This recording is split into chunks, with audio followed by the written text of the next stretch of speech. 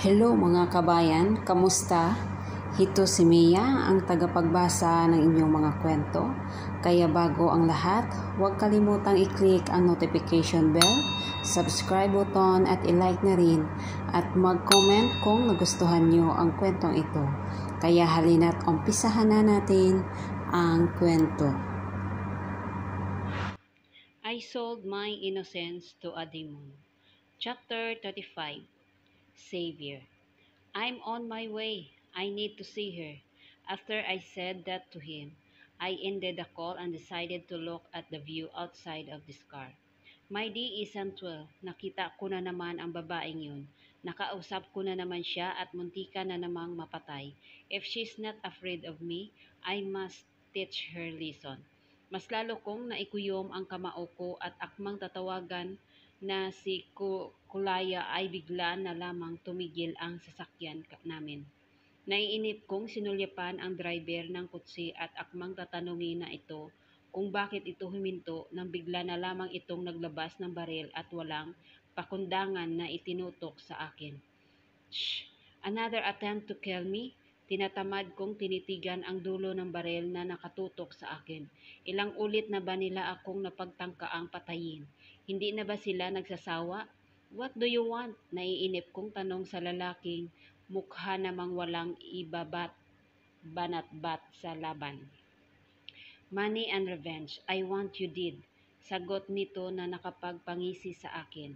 Dahil alam kong kinakabahan na siya at hindi ko alam kung ano ang gagawin. Nagpapasyahan ko na lang na pindutin ang buto na nasa ilalim nitong armrest ng upuan ko. Sorry but don't. I'm not ready for this. What's new? Everyone wants me dead. Walang kabuhay-buhay kong sagot na mas lalo lamang nagpagalit sa lalaking kaharap ko. Shh! Once I caught you, you'll be dead, I swear. Masama na masyado ang araw ko tapos papasamain mo pa? Gusto ko lang naman makausap ulit yung maliit na manika ko pero hito at pinipigilan mo ko. Ow! What kind of torture should I do to you? Ang dami mo ng kaaway, Cruz. Hindi ka man lang ba natatakot sa amin? Nakangisi niyang tanong pero imbis na sayangin ko ang laway ko, ay nagkibit balikat na lamang ako. Kahit ipaliwanag niya isa-isa, hindi ko maiintindihan kung bakit nagagalit sila sa akin. If it's about me being the wealthiest, then instead of hitting me, who don't they love me? Baka pag natuwa pa ako ay bigyan ko sila ng pera at advices. Talaga nga namang napakayabang mo, tatapusin na kita. Dagdag ng lalaki kaya naman matalim ko nang tinitigan ang baril na hawak niya. He was about to pull the trigger when I quickly did it and kick and hands, which holds the small gun. Mabilis ang bawat kilos ko ngunit wala pa rin mababakas na kahit anong emosyon sa aking mukha. The car is shaking because of my movements when the man tried to escape. Tinuhod ko ang mukha nito at kinuha ang baril na nabitawan niya. Gamit ang lakas ko ay ninudnud ko sa manibela ang mukha ng lalaki at walang pang-alinlangan na tinapat sa ulo ang dulo ng baril na pagmamayari niya. Oh, damn! Another enemy. Who's going to hell? Bulong ko sa lalaki at kahit nahalatang gusto niyang magmakaawa ay walang pag-aalinlangan kong kinilabit ang gatilyo. There's a silencer. No one can hear how I killed this man. Pinahid ko ang dugo tumirit sa mukha ko bago ngumisi sa walang buhay ng katawan nitong lalaki. Shh! I didn't even know this name. Itinapin ko ang baril at babagsak na napaupo pabalik sa aking pwesto. Damn! My car looks so terrible. Ba't ba? Kasi naisipan nilang patayin pa ako dito. Ang mas nakakapagtaka ay kung bakit nakapasok sa loob ng kotse ko ang taong ito. Sigurado akong mahigpit mag-hire ng tauhan si Zion, kaya paanong matatanggap itong killer na to? Kinututan ko ito ng noo at matanaw ko ang pagparating na kutsi ng mga tauhan ko ay napapailing na lamang akong bumaba. I was about to walk towards them when I saw someone. Hindi ko na nagawa pang makapagsalita o makagalaw man lang. There's a sniper nearby. Fuck, I murmured when I felt the pain of the side of my chest. Inis kong tiningnan ang sniper. Gusto kong makita kung sino ito pero malabo iyon dahil may suot itong mask. Damn you! Hindi ko na alam kung ano ang sunod na nangyari. Paiba-iba ang paligid, ang hindi na mawala-wala sa pansin ko sa sakit na nanggagaling sa gilid ng aking dibdib. I touched it and saw blood. Nangihina at habol ang hininga akong napasandal sa kotse ko. Sir, ramdam ko ang pag-alalay sa akin ng mga tauhan ko. Rinig na ko ang putok ng mga baril at ang bahagya kong ibinukas ang mga mata ko ay nakita kong may grupo ng mga taong papalapit sa direksyon namin. This is ambush! To the safe house! Sigaw ko sa kanila bago ko binunot ang baril na nasa tagiliran ng lalaking umalalay sa akin. Wala na akong inaksaya pa at agad pinaputukan na ang sniper na nasa hindi kalayuan. Yun na lang ang nagawa ko bago muling pumikit ang mga mata ko. I was shocked and confused. Who the hell have the guts to plan this mess? Sa oras na makabawi ako, sisiguraduhin kong mabubulok sa impyerno kung sino man ang may gawa nito. Dahil sa kanila sa na-delay pa ang pagbisita ko sa manika ko, damn. Hindi ko alam kung ilang minuto o oras na akong nakapikit ay kinakain ng sakit pero nang maramdaman ko ang nakakairing tanghapdi na namumuo sa sugat ko ay dali-dali akong nagpadilat ng mata. Stop! My voice roared. Napahigpit din ang pagkakakuyom ng kamao ko nang mas lalong humapdi ang sugat. Xavier, calm down! That fucking two words that came out from my brother's mouth. Dito nila ako dinala sa bahay ni Zion. Damn, these idiots! Paano kung nasundan kami? Let go! The danger! Sigaw ko muli kay Zion bago ko itinagilid ang ulo ko at pilit inabot ang headboard nitong kama. This place, I must protect this. You'll go if you are held up. Tinaliman ko ang tingin ko kay Zion. Hindi ba niya maintindihan na pwedeng malagay sa kapahamakan yung mga tao dito? No, I'll go! Sigaw ko muli sa kanya at nang akmang tatayo na ako ay bigla na lamang itong gumalaw at walang pasabing diniinan ang sugat ko. Do you think you can fight them? You will die if you keep being a hard-headed brat. Sermon ng kapatid kong mas bata sa akin ng ilang taon. I'm the oldest here. Hindi dapat niya ako sinisermonan. Sa oras na gumaling ako, sisiguraduhin kong masusuntok ko sa mukha ang lalaking to. He took my doll with him. Ninakaw niya ang pagmamay-ari ko tapos ngayon sa sermonan Sir, stop wouldn't might reopen. He's being a brat again. I'm just giving him some punishment. That's it. Masasapak ko talaga siya sa oras na makatayo ako sa kamang ito. Nangihina akong binitawan ang headboard ng kama at nanghihina akong idinilat ang mga mata ko. Then, I saw her. Kahit nahihirapan at sobrang sakit na ng sugat ko, ay nagawa ko pang nginitian ang babaeng nasa isang gilid. How's my innocent doll? Why does she look so terrified? Tough ay she scared of me. Kita ko pa ang mga butil ng luhang namumuo sa mga mata niya.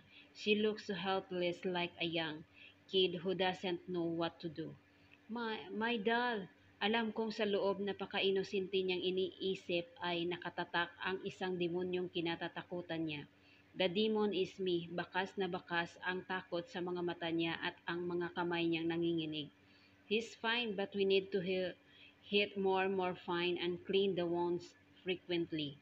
Hindi pa siya pwedeng magagalaw at kailangan niyang inumin yung mga gamot na ibibigay ko. The wound is not deadly but kung pababayaan baka ikanamatay niya. Rinig ko ang mga sinasabing iyon ng doktor ngunit hindi mawala-wala ang atensyon ko sa babaeng nasa isang gilid at lumuluha na. I wanted to laugh and make fun of her. I want to hurt her and let her see how cruel I am. Gusto ko siyang saktan at paiyakin pang lalo. I suggest you transfer him to the nearest.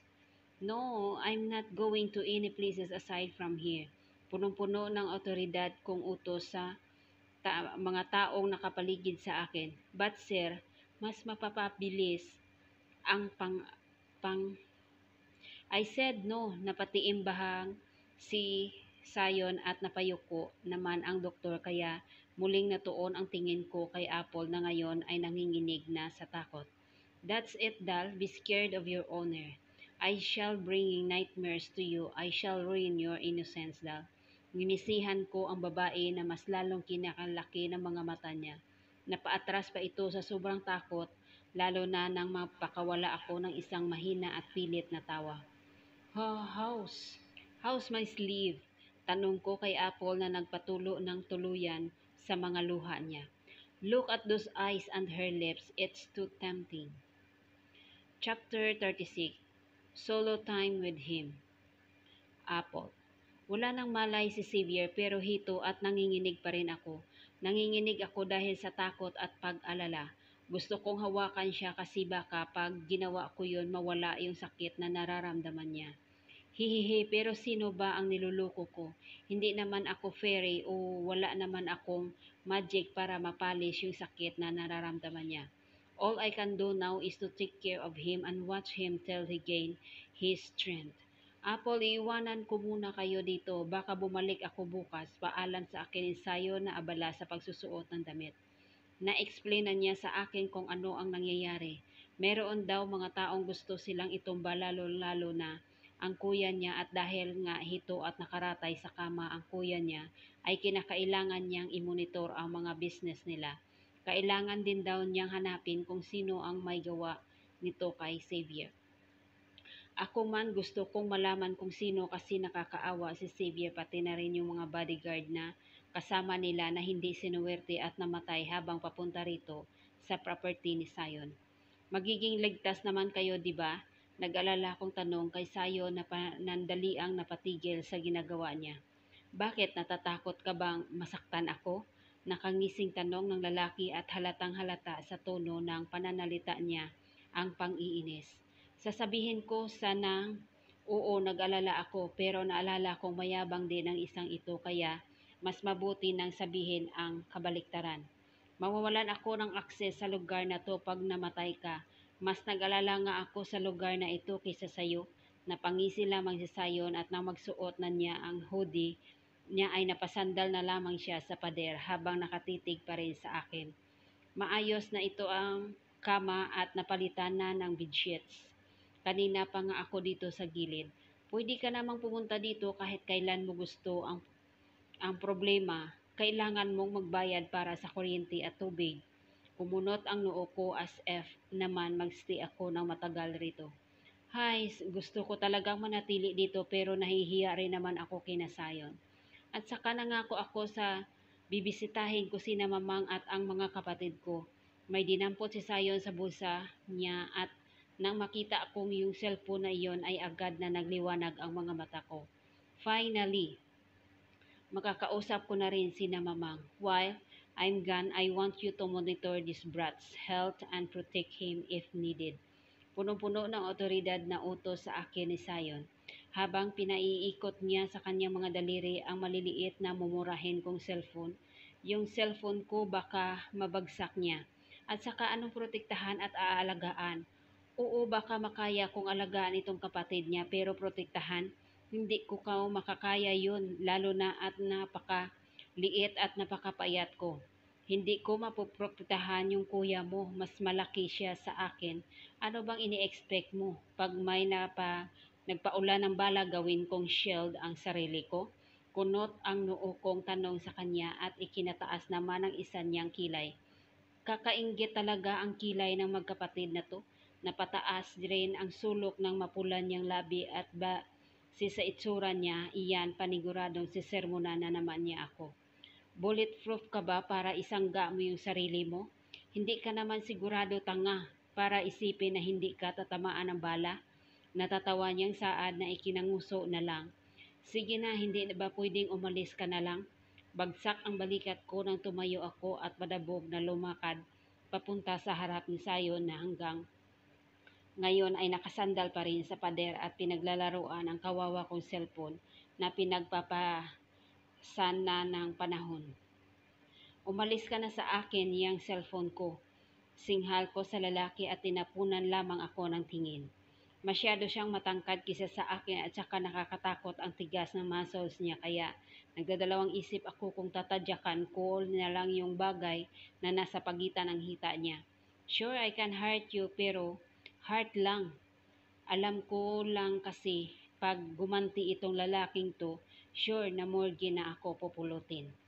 Mas tumalis ang muso ko nang napahulikip-kip lamang ang lalaki at tinaasan pa ako ng kilay. Umalis ka na, naiirita na talaga ako. Bakit ba ganito siya makatitig? Paano ko malalaman na magbe-behave ka hanggang wala ako? Tanong niya sa akin. Napahalukip-kip na rin ako dahil sa tanong niyang yan. Akala ba niya makakatakas pa ako kung sandamakmak ang gwardya ng nasa labas? Ngayon pa nga lang nahihiya akong lumabas nitong kwarto kasi kadami ng mga nagbabantay. Na, I know you're going to be a good kid. Bawi naman ni Sayon sa tanong niya sa akin. Buti naman, unti-unti nang nawala ang pagkakanguso ng umayos na ang tayo ng lalaki. Akala ko ay alis na siya pero nagulat na lang ako nang yumuko ito. Hala, anong gagawin niya? Wala sa sarili kong napaatras dahil sa pagkagulat lalo na nang pagpapantayin niya ang mga mukha namin at walang kahiyahiyan niyang sinapo ang pangako gamit ang kaliwa niyang kamay. Sayon, paos kong sambit ng dahan-dahan niyang alisin ang espasyo sa pagitan naming dalawa. Wala na akong gawa at hindi ko na napigilan pa siya ng pagdikitin niya ang mga labi namin. Ramdam ko iyon, ang kuryenteng bigla ang pumalibot sa buong mukha ko papunta sa puso kong kanina lamang ay payapa, ngunit ngayon ay nagwawala na. Oh God, walang gumagalaw sa aming dalawa ni Sayon. Nananatiling magkadikit ang mga labi namin habang siya ay nakapikit. Hindi dapat to nangyayari. Mamamali to kasi mahalaga sa akin ang mga ganitong pangyayari. Naramdaman kong hahawakan na sana ni Sayon ang bewang ko ngunit mabilis ako makabawi at buong lakas na tinulak siya. Hindi porket nakuha niya ang first kiss ko ay hahayaan ko na lang siyang halik-halikan ako. Ang sakit sa pakiramdam kong alam ko lang niya parang may ninakaw sa akin. Umalis ka na, naiiyak kong utos sa lalaki na para bang nagulat sa ginawa kong pagtulak sa kanya. Bakit ganito? Ang alam ko ay mabilis ang tibok ng puso ko sa tuwing malapit si Sayon.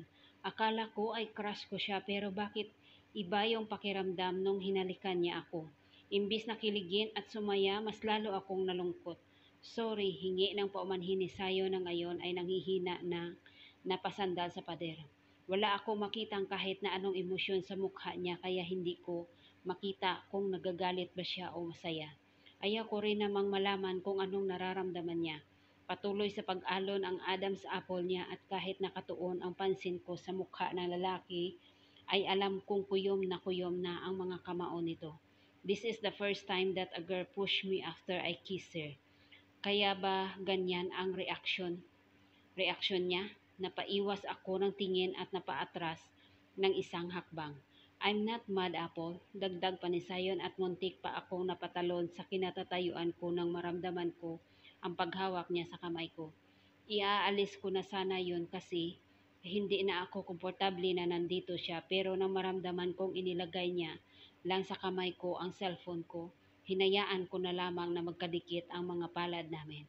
Gugusto kong umiyak, naiinis ako sa presensya ni Sayon. Nagagalit ako sa kanya. I'm actually amazed. Hindi ako nagkamali nang bigyan ka ng pagkakataon na kunin ito. Mas lalong sumama ang pagkakasimangot ko nang ilagay ni Sayon ang kamay ko papunta sa dibdib niya kung nasaan ang kanyang puso. Papapunta sa puso niya? Anong ibig sabihin ni Sayon? Nagtataka kong tinignan ang lalaki ngunit ang makita ko na lang sa maamon niyang mukha ngayon ay ang paglaro ngisi. Ngisi na hindi niya ko alam kung dapat ko bang magustuhan o kainisan. Ang lalaking ito ang patuloy na gumugulo sa isip ko at nagpaparamdam sa akin ng mga bagay na ayokong maramdaman. Is it really a good decision to come with him here in this paradise? Tama bang gawin ko ito kahit na pagmamayari na ako ng kuya niya? Kukunin kita sa kanya. Napatigil siya sa pagsasalita at napasulyap na kung nasaan si Xavier na hanggang ngayon ay wala pa rin yatang malay. Mas hinigpitan ni Sayon ang pagkakahawak sa kamay ko at kahit na hindi naman iyon gaano kahigpit ay tila sumasakit iyon. Hindi na nga ako makahinga ng maayos at kahit gusto kong sampalin si Sayon, ay wala ako magawa kundi ang titigan na lang siya. Ayaw ko na sa kanya, nasasaktan ako kahit na wala naman siyang ginagawang masama. Maghintay ka lang, yun na lang ang sinabi ng lalaki bago nito binitawan ang kamay ko at nagdidiretso na palabas sa kwartong ito. Laking pasasalamat ko dahil sa walang wakas ay gumaan na naman ang hangin at nawala na yung hapdi na kanina lang ay nararamdaman ko. Papaano ko ba sasabihin kay Sayo na kahit crush ko siya ay hindi ko gustong makasama siya? Na iba yung nararamdaman ko tuwing hahawakan niya ako, na mas masaya lang ako kung magkaibigan kami. Papaano ko sasabihin ang ganyan na ito ang taong tinutulungan ako? Huhuhu, Apple, bakit ba napakahirap ng buhay mo? Chapter 37. Sweet Little Kid. Apple, hihinga lang muna ako sandali. Hindi ko na kinaya yung mga pinasasabi ni Sayon sa iyon. Sana lang talaga at lasing siya kasi hindi ko alam kung anong sasabihin at gagawin ko sa oras na ma-realize kong totoo ang pinagsasabi niya. Paulit-ulit kong pinakalma ang sarili ko at nang medyo makakuha ng lakas, ay agad akong lumapit sa istante at kumuha ng tissue upang puna sa labi kong ibinabuso na ng lalaking yun. Yung first kiss at second kiss ko, nawala na lang na parang bula. Maluha-luha kong pinunasan ng tissue ang labi ko at dahil nga nasa tabi lang ako ng kama ay hindi ko sinasadyang mapatingin sa lalaking nasa kama. Napatigil at ako at kinabahan nang makita ko kung gaano kakuyom ang mga kamao niya. Teka, gising ba si Xavier? Nabitawan ko ang tisyo na hawak ko nang makitang gumalaw-galaw ang kamao niya. Sinipat kong mabuti ang mukha ni Xavier. Nakapikit naman siya ay mukhang tulog. Baka naman namamalikmata lang ako. Oo, tulog na talaga siya.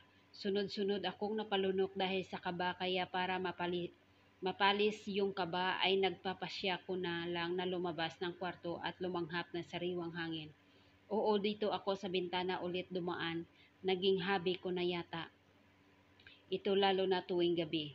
Ang ganda kasi ng kalangitan tuwing gabi dahil probinsya ito ay mas matatanaw ko ng mga bituin at ang buwan na nagiging sandalan ko tuwing maaalala ko sina Mamang. Huminga ako ng malalim at kahit mahirap ay nagpakawala ako ng isang ngiti. Magiging maayos din ang lahat. Wala na akong dapat pang problemahin sa bayarin kasi binayaran na iyon lahat ni Xavier. At saka pwede ko namang bayaran si Xavier pag nakagraduate na ako at magkaroon ng trabaho. Ipinikit ko ang mga mata ko habang dinadama ang malamig na simoy ng hangin. Nalihis ng bahagya yung mga plano ko sa buhay. May mga ekstrang dumating sa buhay ko dahilan upang ang tuwid kong daan ay maging paliko-liko. Pero alam ko na naman na kahit naligaw ako ay doon pa rin sa pangarap ko ang bagsak ko. Hindi pa rin kasi ako nawawalan ng liwanag. Yung liwanag ko ay nandirito pa rin sa akin kaya kahit na maligaw ako ay magagawa kong makapunta sa papuntahan ko. Ang kaninang pilit kong ngiti ay nagiging natural na lang nang maalala kong gumaganda na ang lagay ni na Mamang. Binalita kasi sa akin ni Sayo na hindi lang pera, lupa at gamit ang binigay ni Xavier sa pamilya ko. Nagpadala rin si Xavier ng mga tao mag-alala talaga kina Mamang. Nagulat pa nga ako nung una kasi wala namang sinabi si Xavier na magpapadala siya ng mga caregivers at personal nurse. Dahil sa ginawa niyang iyon ay nakapag-focus na ang mga kapatid ko sa pag-aaral nila. Naging maayos na ang lahat sa kanila. Idinilat ko ang mga mata ko at napasulyap sa cellphone kong hawak. Kung tatanungin ni Mamang kung saan galing pera, nagagawa ko bang sabihin ang totoo? Muli akong napalunok. Umaasa na sana ay matanggal ito kung anong nakabara sa lalamunan ko. Ilang minuto ko pang tinitigan ang cellphone at makalipas ang mahigit kalahating oras ay nagpasyahan ko ng tawagan ang kapatid ko. Hindi pa nga umabot ng 3 ring nang sagutin na ito agad ni Melon. Ito talagang batang ito. Paniguradong nagpo-Facebook na naman ito kaya dali-dali niyang nasagot itong tawag ko. Ate, masayang bati ng bata sa kabilang linya. Hoy, kamusta kayo ni na Mamang at Tatang? Nag-alala kong tanong habang pasimpleng sumisipa ng bato para mawala itong tensyon na nararamdaman ko. Okay naman kami ate, grabe. Ate, at hindi ako inaakala na mayroong tutulong sa atin ng ganito. May nagbayad ng mga bills at saka utang tapos itong lupa sa atin ulit at saka mayroon tayong supply ng groceries na for good for 2 months. Hindi ko na maiwasang mapangiti dahil talagang nararamdaman ko yung saya sa boses ni Melon. Okay na rin yung mga gamot ni Natatang at Mamang, bayad na rin yung tuition ko, tapos meron pang personal nurse si na Mamang. Sosyal nga sabi ng mga kapitbahay natin. Ayaw nga ni Tatang, kaya lang sabi ng nurse kailangan nilang gawin yung trabaho nila kasi binabayaran sila nung taong nagsuporta sa pamilya natin. Ate, napakayaman siguro nung taong yun. Napatigil ako sa pagsipa sa mga bato at dahil sa sobrang saya ko ay hindi ko na maiwasan pa ang mapaiyak. Salamat Savior. Hindi ko alam na magagawa niya yung mga bagay na yon. Pinunasan ko ang luha ko at muli akong napatingala sa mga bituin. Para sana patigilin ito, Sina Mamang, baka musta ang lagay. Maayos na sila ate, kailangan lang magpa-check up nila. Tapos yung mga gamot dapat iniinom sa oras. Kailangan rin umiwas ni Tatang sa mga pagkain na bawal sa kanya. Kahit hindi ko naman kaharap si Melon ay napatango pa rin ako. Masaya akong maayos na ang lagay nila. Malayong malayo sa lagay nila tuwing tatawa sila sa akin noon. Salamat po God kasi niligtas niyo po sina Mamang at Tatang. Sobrang saya ko po. Pinunasan ko ang mga luha ko na at napaisang hikbi na lang para hindi malaman ni Milo na umiiyak talaga ako. Ikaw ate, kamusta ka na? Ilang araw ka na din hindi tumatawag. Nag-aalala sina Mamang at Tatang. Sermon pa sa akin ng nakakabata kong kapatid. Nabisi lang kasi sa school at nag-break na tapos yung trabaho ko. Kailangan kong kumayod ng kumayod para makauwi ako sa Pasko. Masaya kong asik sa kapatid ko. Ate, umuwi ka sa Pasko ha? Hihintayin ka namin nila Mamang at Tatang. Bilin pa sa akin ng bata. May pinag-uusapan pa kami ni Melon bago namin napagpasyahan na patayin na ang tawag. Wala talagang load itong cellphone ko. Nagtataka nga ako kasi nang i-check ko ay meron ng 1,000 load balance ito. Ngayon lang ako nagkaroon ng ganito kadaming load unli at makapag-Facebook buong magdamag. Pinatulog ko na si Melon pero ang makulit na bata ay gusto pa daw manood sa YouTube at dahil nga marami akong load ay pinasahan ko na rin siya. Meron namang wifi dito sa rest house ni Sayon.